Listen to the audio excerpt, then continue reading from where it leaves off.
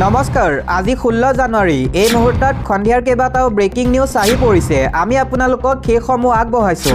শিৱসাগৰ মৰিয়নিত থিয় মুখ্যমন্ত্ৰী ঘৰুৱাম মুখ্যমন্ত্ৰীক এইদৰে মুকলি প্ৰত্যাহ্বান বিধায়ক অখিল গগৈ উজনিত নিৰ্বাচন জিকি দেখুৱাক মুখ্যমন্ত্ৰীয়ে উজনিৰ খিলঞ্জীয়া মানুহে কোনোদিনে আপোনাক নিজিকায় শিৱসাগৰ মৰিয়নিত থিয় মুখ্যমন্ত্ৰী ঘৰুৱাই দিম এনেদৰে মন্তব্য কৰিছে অখিল গগৈ মন্তব্য কৰি কয় মুছলমানৰ ঘৰ ভাঙিলে হিন্দুৱে ভাল পাব বুলি উচ্ছেদ কৰে মুছলমানৰ ঘৰ ভাঙি হিন্দুৰ পৰা ভোট ল'ব বিচাৰে মুছলমান দেখিলে বিদেশী বুলি অত্যাচাৰ কৰে চৰকাৰে ইয়াৰ পাছৰ খবৰ মুছলমানৰ ভোট লৈ এমপি হোৱা পদ্মুত বৰদলৈক বয়কট কৰক ৰেজাল্টক চিনি নোপোৱা পদ্মুত বৰদলৈক এবাৰ উভতি ধৰিলে ইলিয়াছ আনচাৰীয়ে ৰূপহী সামগ্ৰীত উচ্ছেদ হ'ল বৰদলৈয়ে সংসদত এবাৰো নামাতিলে মুছলমানৰ ভোটেৰে জিকি মুছলমানক চিনি নাপাওঁ বুলি কৈছে পদ্মুত বৰদলৈয়ে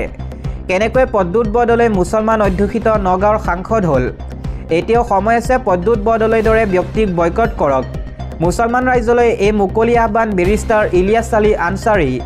ঢিং ৰূপহী সামগ্ৰী নগাঁৱৰ মুছলমানলৈ অনুৰোধ জনাইছে আনচাৰীয়ে যিয়ে তোমাক 5 পইচাৰ দাম নিদিয়ে তাক বয়কট কৰক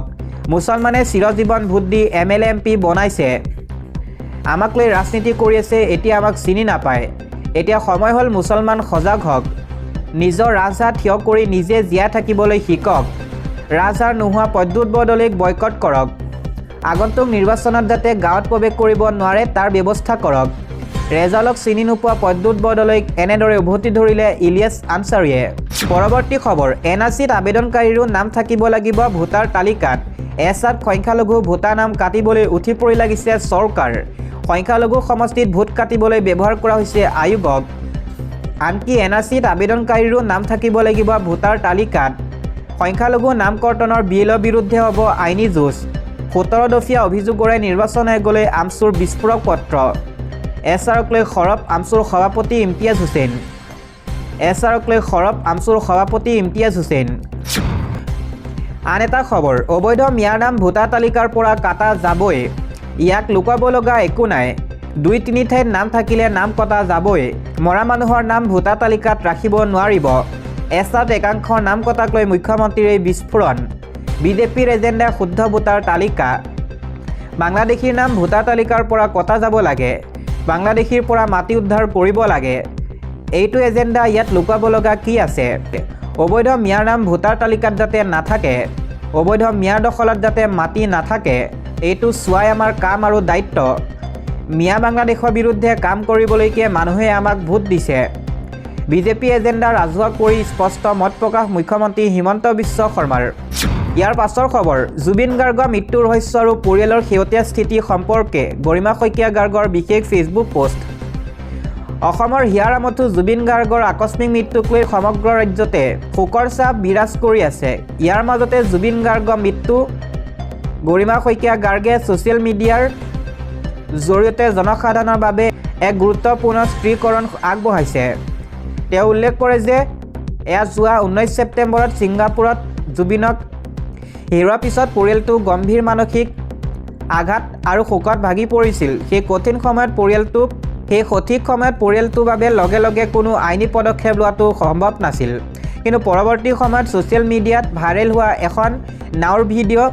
প্ৰত্যক্ষ কৰাৰ পিছতে পৰিয়ালটোৰ মনত সন্দেহৰ সৃষ্টি হয় আৰু মৃত্যুৰ কাৰণ স্বাভাৱিক নহয় বুলি তেওঁলোকে অনুভৱ কৰে ইয়াৰ পাছতে পৰিয়ালৰ তৰফৰ পৰা আৰক্ষীৰ ওচৰত এজাহাৰ দাখিল কৰা হয় এই সমগ্ৰ বিষয়টো ছিংগাপুৰ আৰক্ষীয়ে নিজে এক তদন্ত আৰম্ভ কৰিছিল আৰু ভাৰতীয় উচ্চায়ুক্তৰ সহযোগত মৰণোত্তৰ পৰীক্ষা কাম-কাজ সম্পূৰ্ণ কৰা হৈছে গৰিমা শইকীয়া গাৰ্গে জনাইছে যে তেওঁলোকে ভাৰতীয় আইনী ব্যৱস্থাৰ ওপৰত সম্পূৰ্ণ আস্থা ৰাখিছে ছিংগাপুৰ আৰক্ষীয়ে তেওঁলোকৰ সৈতে মাজে মাজে যোগাযোগ কৰিছিল যদিও তদন্ত স্বাৰ্থত সেইবোৰ কথা তেতিয়াই ৰাজহুৱা কৰা হোৱা নাছিল অসম চৰকাৰেও এই ক্ষেত্ৰত এক বিশেষ তদন্তকাৰী দল গঠন কৰি দিছিল আৰু এই দলটোৱে ছিংগাপুৰলৈ গৈও প্ৰয়োজনীয় তথ্য সংগ্ৰহ কৰিছিল ইয়াৰ ভিত্তিত অসম আৰক্ষীয়ে ইতিমধ্যে এখন বৃহৎ অভিযোগনামা দাখিল কৰিছে য'ত এই ঘটনাৰ হত্যাৰ সৈতে জড়িত ধাৰাৰ অধীনত ৰখা হৈছে যোৱা 14 জানুৱাৰীত ছিংগাপুৰ আদালতত জুবিন গাৰ্গৰ পৰিয়ালৰ এজন জ্যেষ্ঠ সদস্যই এই সন্দৰ্ভত এক বিতং ভাষ্য প্ৰদান কৰে সেই ভাষ্যত জুবিনৰ স্বাস্থ্য অৱস্থা নাওখনত নিৰাপত্তা ব্যৱস্থা ছ'চিয়েল মিডিয়াত বিয়পি পৰা ভিডিঅ'সমূহত স্পষ্টকৈ দেখা পোৱা অৱহেলাৰ বিষয়টো আদালতৰ দৃষ্টিগোচৰ কৰা হৈছে। পৰিয়ালটো জুবিনৰ মৃত্যুৰ প্ৰকৃত সত্য পোহৰলৈ অহাটো বিচাৰিছে আৰু ইয়াত কাৰোবাৰ দুখ থাকিলে তেওঁলোকে উপযুক্ত শাস্তি পোৱাটো কামনা কৰিছে। শেষত গৰিমা শইকীয়া গাৰ্গে ভাৰত চৰকাৰ আৰু অসম চৰকাৰক আহ্বান জনাইছে যাতে এই সমগ্ৰ আইনী প্ৰক্ৰিয়াটো অতি গুৰুত্ব সহকাৰে নিৰীক্ষণ কৰা হয়। তেওঁ কয় যে জুবিন কেৱল এজন ব্যক্তি নাছিল, তেওঁ আছিল সমগ্ৰ অসমৰ আৱেগ। লাখ লাখ গুণমুগ্ধৰ মনত থকা প্ৰশ্নৰ উত্তৰ হোৱাটো অতি প্ৰয়োজনীয়। সভ্যতাৰ সন্ধানত পৰিয়ালটোৱে সকলো ধৰণৰ আইনী পথ অনুসৰণ কৰিব।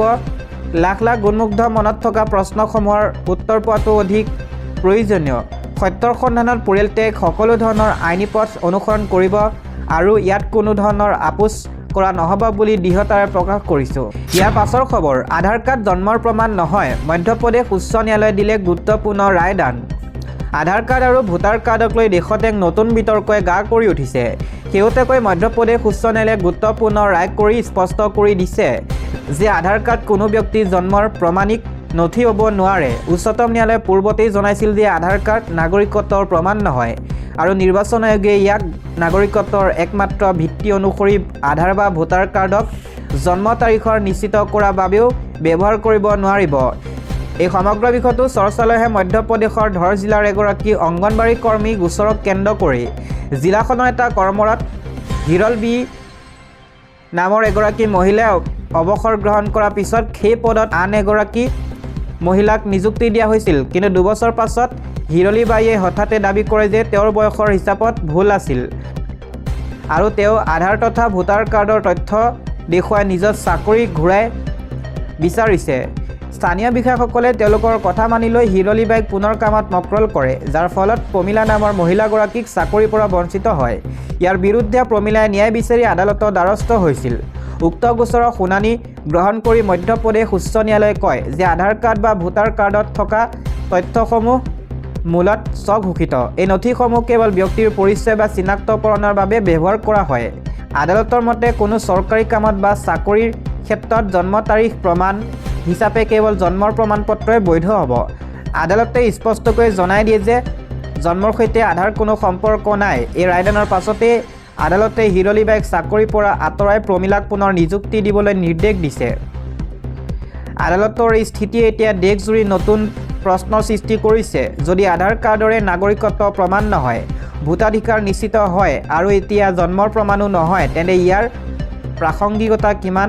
সেই লৈ চৰ্চা আৰম্ভ হৈছে। বহুতে প্ৰশ্ন কৰিছে যে কেৱল পৰিচয় পত্ৰ হিচাপে ব্যৱহাৰ কৰিবলৈ আধাৰ বাহিৰেও আন বহুতো চৰকাৰী নথি আছে। এই নতুন ৰায়দানৰ পাছত এতিয়া প্ৰতিটো চৰকাৰী বা ব্যক্তিগত কামৰ বাবে জন্মৰ প্ৰমাণপত্ৰ সংগ্ৰহ কৰাটো সকলোৰে বাবে অপৰিহাৰ্য হৈ পৰিছে।